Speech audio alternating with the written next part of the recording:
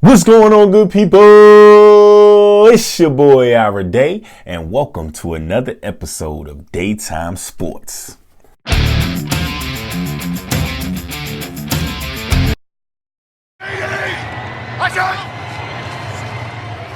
It's Peterson, big hole, first down and more, still going.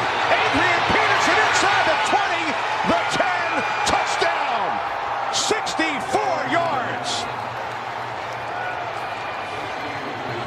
Correction, 30 And just watch everything.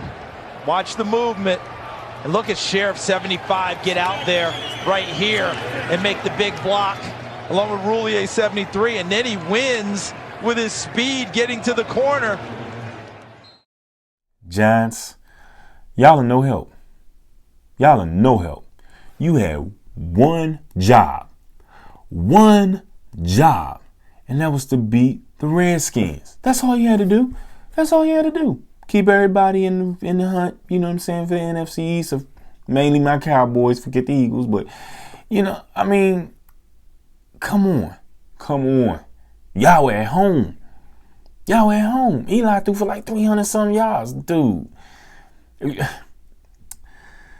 I'm so sick of these Redskins, man. I don't know what to do, man. So overrated. But it's all good. Giants. Again, one job. Just one. Beat the Redskins. Can you win another game? Well, I don't even need you to win another game no more.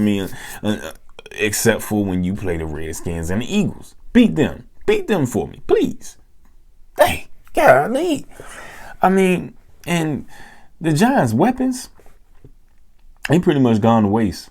Odell had over 130-some yards receiving.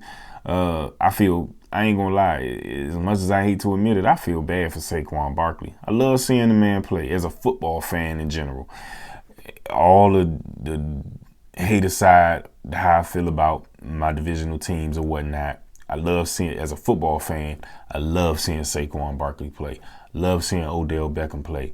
But that offensive line is so horrific, and I constantly talk about it. I know I do, but it's so horrific that the weapons can't be utilized. And Eli Manning is just a shell of himself right now. He really is a shell of himself, because really he's terrified. So, it's to the point now where I just feel like he need to just go ahead and wrap it up, because he's shook. It's like when the ball hiked, it's almost like he got a clock in his head of, okay, I got about a second and a half, less than 2 seconds to get this ball out before somebody is about to just slam on me, like for real, but Giants, y'all are just ridiculous, man. I was rooting for y'all on Sunday, man. Can't believe it. I'm admitting that, but I was rooting for y'all. But of course, just can't count on nobody else. Just gotta, do what we do. Of course, my Cowboys gotta do what we do. We had a bye week this week, so ain't got to talk about them this week, but it's okay. But man, and last thing about this game, man, Adrian Peterson, AD all day, AP, whatever you want to call them. Why you go to the Redskins? Why you pick them? Huh? Why you pick them? I don't know what this joker been doing, drinking out of the fountain of youth or juicing, but this joker, man, 64-yard touchdown. Like, I ain't think he can run away from nobody no more. I know, of course, he's a professional athlete. He got some speed on him, but I didn't think he had enough speed to be running for rush for a 64-yard touchdown. Maybe 20 yards, 25. 30 tops, it happens. But 64 yards, couldn't nobody hawk that man down? Come on now. Giants, let's go. But Redskins leading the division, 5-2. Still I still don't believe in them that they're going to run away with the division. And I'm just being honest. It is what it is. To me, that's facts. Because Alex Smith is not the type of quarterback he's a good quarterback. He's a decent quarterback. But he ain't just going to be lighting it up. And so, whatever. But Falcons, y'all got the Redskins next. please beat them. Please beat them. That's all I'm going to say. That's all I'm going to say about that.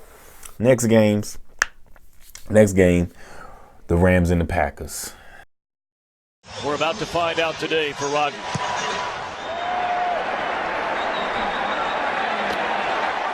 Ty Montgomery decides to bring it out, and the ball is loose.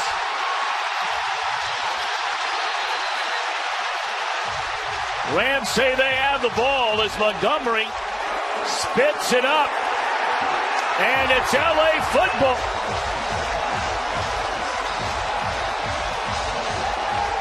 Just a decision alone by Montgomery, deep in his own end zone, knowing you're going to spend time off the clock to get you the 2-minute warning, and you're nowhere close to the 25, and now give it away. Yeah, and Ramik Wilson, it was hard to tell exactly if he just reached in there and yanked it out, if he punched it out, or if the ball just simply came loose. But what a turn of events for the Green Bay Packers, and not giving Aaron Rodgers an opportunity at that moment. I got it, man. 8-0. The Rams just know how to win. Even when they don't play their best game. Their defense didn't play their best, even though they was going up against that bad man and Aaron Rodgers. Their offense, wasn't hitting on all cylinders. But pretty much the special teams won the game. And that's an aspect of the game that a lot of times we forget. There are 3 parts of the game: offense, defense, and special teams. And the special teams won the game for the Rams. And the biggest play was the forced fumble on Ty Montgomery. That was the biggest play. I mean, wow. That's all I can say, man. And Todd Gurley, man, right now, in my opinion, he's the best player in the NFL. Even, yes, over Patrick Mahomes. Patrick Mahomes is a monster. Don't get me wrong, and he's playing well. But Todd Gurley, man, I mean, he's on the verge of breaking LaDainian Tomlinson's single-season touchdown record. He leading the league in rushing. That dude right there is just special. He's like really, really special. It's amazing. It really is. Just to watch him play, man. To watch him run and catch the ball is second to none right now. It really is. It really is, because Le'Veon ain't playing. So right now he is it. He is it. And that's just the truth. It's just straight facts, plain and simple.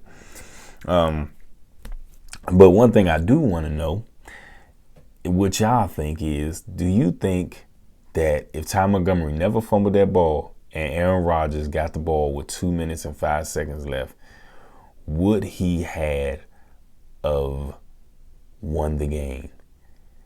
I'm going to tell you right now, man, as good as the Rams are, it's hard to believe. When you got a quarterback like that, it's hard to believe that he wouldn't have won that game, drove them downfield with 2 minutes left and won that game.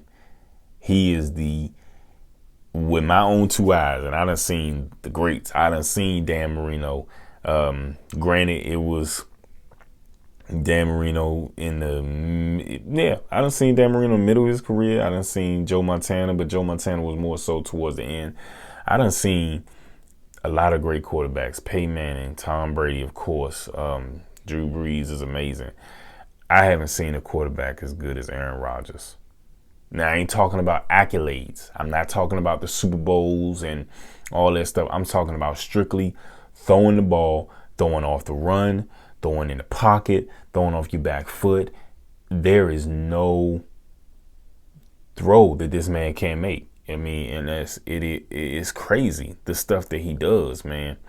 And then the fact that he can get out of the pocket and run if he has to. He ain't gonna burn you, but he's fast enough where he can get that first down or get a couple of yards on you. So, man, I think that if he would have got the ball back, he probably would have won that game. And that's just straight up, just because it's Aaron Rodgers.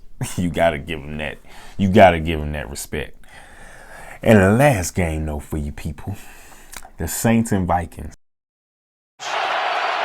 Great this type of situation, as we see what Breeze has in store here, and he puts it right on the money along the sideline to Michael Thomas. Tell you, this Michael Thomas is absolutely amazing. His ability to catch the ball in contested situations. You got three receivers, including Drew Brees, to the top of the screen. Got him. And Hill with a big arm deep downfield, underthrows it a little bit. A flag is thrown, and that's Thomas coming back to make the catch. And he is inside the 10, pending the call. Breeze set to the left. You got Bridgewater to the right. You got Hill trying to run his way across the goal line, and he only picks up about 1 down and goal from the 3. Little shovel to Kamara, and he will bend his way into the end zone for a touchdown. Doesn't take the Saints long as they return to the scene of the crime from last January. Catch it and toss it, and it counts as a touchdown pass if you get in. Just one-on-one blocking on the outside. Every wide receiver had one guy he had to take care of. I believe that the Saints are the biggest threat to the Rams in the NFC. And I say yes, because I feel like they're they're balanced, and they have a good enough defense to take them somewhere. The Drew Brees speaks for himself, but with Mark Ingram and Alvin Kamara, and then you have Michael Thomas that's taking it to another level this year, and then the defense with Cameron Jordan, Marcus Lattimore, Bell, and them boys, like they have in my opinion, they have a complete team. And of course, they're playing the Rams this coming Sunday, and that's going to be I can't wait. I can't wait to sit down and watch that thing, because that's going to be a great game. Because both of them teams, in my opinion, are evenly matched. It could go either way. But I do feel like the Saints are the biggest team and the biggest threat to the Rams in the NFC. Because the way the Saints defense played on Sunday against the Vikings, like that they're gonna be a tough out. That's a tough out to play, because that defense pretty much won the game for him. I mean, Drew Brees only threw for about 180 yards or something like. I mean, come on now. When the last time you heard Drew Brees throwing for only 100 and something yards?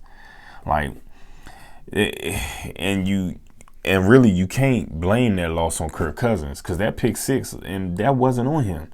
I mean, Stefon Diggs should know that you running that slant route, man-to-man coverage, you can't just stop on a dime. You should know your quarterback is expecting you to keep going. Like, you can't just stop. You can't do that. No.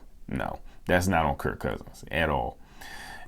Adam Thielen with the fumble, that's not on Kirk Cousins. So, Kirk Cousins played a good game. And the reason I'm saying that is because people always say, oh, well, Kirk Cousins, he'll give you the stats, but he don't give you the wins.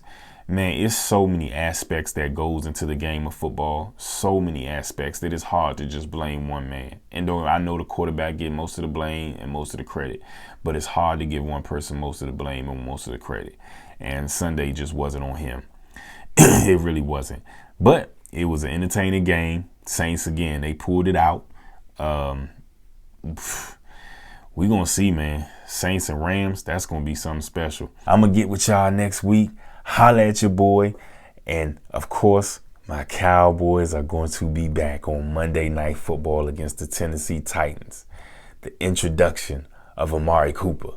So we going to see what we do and how we are. How about them Cowboys? Holla at your boy.